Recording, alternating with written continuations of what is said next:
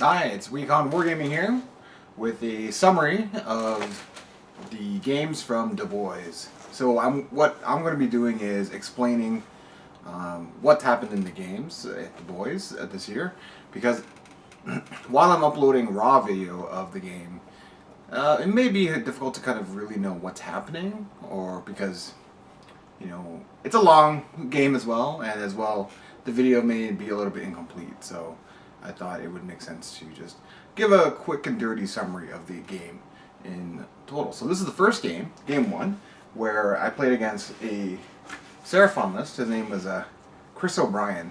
Very nice guy. He's from Boston, I want to say, and he brought Seraphon mostly just to try to test it out. I think he said that he played a lot of 8th edition, and then when they changed over to Sigmar, he really kind of got burned and then left. So then he was using DaBoyz as kind of a test bed of his Seraphon models, and so his army is a little bit of a mishmash. So let's go over the list. He has a Slan Starmaster with Great Remember, Incandescent Retresses. I mean, I'm not a Seraphon person, I don't know what this is. He had an Old Blood on a Carnosaur, Astrolith Bearer, Skink Priest, 10 Source Guards, 10 Skinks, so 2 units of 10 Skinks, 3 Riperdactyls, 5 Chameleon Skinks, 6 Croxagores, and 1 Bastiladon. And then he had 40 points for summoning a Salamander. And he was very proud of the fact that he had no battalions, which, if you do or don't want battalions, I don't know. But he was very proud of that fact. So, yeah, totally nice guy. The mission we were playing was Knife to the Heart. So that's the diagonal cutting deployment with one objective 20 inches in along the opposite diagonal. So it's very similar to what was in the original General's Handbook, except now it's along a diagonal. Typically, this is like a very draw-centric mission, right? So a lot of draws can come out of this objective, out of this mission. So the general summary of the game was that he pushed up some stuff, some skinks, and he tried to flank with Carnosaur, and on the other flank with some Riperdactyls. And I charged with a big screener unit of 40 Plague Monks towards the skinks, and that was fine. I mean, I was able to blow up the Riperdactyls and saw a unit of skinks, and the other one ran away or something like that. The Carnosaur had charged 1 unit of 40 Plague Monks, and I was worried because I've never actually played against Seraphon, and I was like, well, maybe this Carnosaur will mess up my guys. I don't know. We don't have very good saves. So he did end up pulling down 6 or 7 guys. I forget, but yeah, after battle shocks, and essentially I was just double stabbing knife Carnosaur down. And the one thing was really those Croxagores. They hit hard. They hit like a ton of bricks, and they blew up a lot of Plague Monks.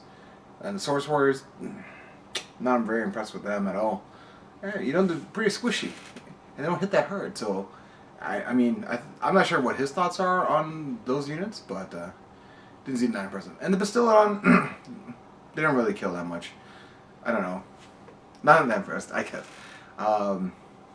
So yeah, that's basically it. So essentially, he charged in Carnosaur on the side. I charged some skanks. He charged those first block of 40 Plague Monks, blew them up. But then I countercharged his Croxagores and Source Warriors with another 40 monks, and those 40 monks just did stabby knife work down onto those Croxagores. So, and the Source Warriors. So at the end of turn 2, he had lost his Croxagores and a bunch of Source Warriors, and his Carnosaur was basically dead, I want to say. And we rolled for initiative. I got the double turn, and I think he basically tapped because he's just like, well, next turn I'm just going to come up, eat the Slan, eat the Bastiladon, and then the Carnosaur is basically dead. So he's like, well, okay. So he's like, well, I'll have 5 Chameleon Skinks and this priest or something. I'm like, well, not gonna really work because I still have all my shooting. I still have my Vermin Lord. I still have my Plague Furnace. I still have about 60 Plague Monks. So he basically tapped from that. He's a super nice guy though. And you know, like he's just getting a feel for it, right? Like the first set of games with Seraphon. For myself, I mean, that would be my third game ever with this Pestilence list. So I learned that Stabby Monks, in that case, can really break down big monsters, and maybe that was a little bit of my downfall in subsequent games, getting a little overconfident with that. But at least in game one, it worked out pretty well. You know, the Skaven did as it was intended. Drive those filthy Lizardmen / Seraphon out of here, just like as it was in the end times, as it always ought to be. But that's basically my thoughts on the game. It was relatively quick, and but it was because it was just so vicious and so fast. Yeah. So that's it for this game 1 recap, and I'll be back with the game 2 recap. Thanks.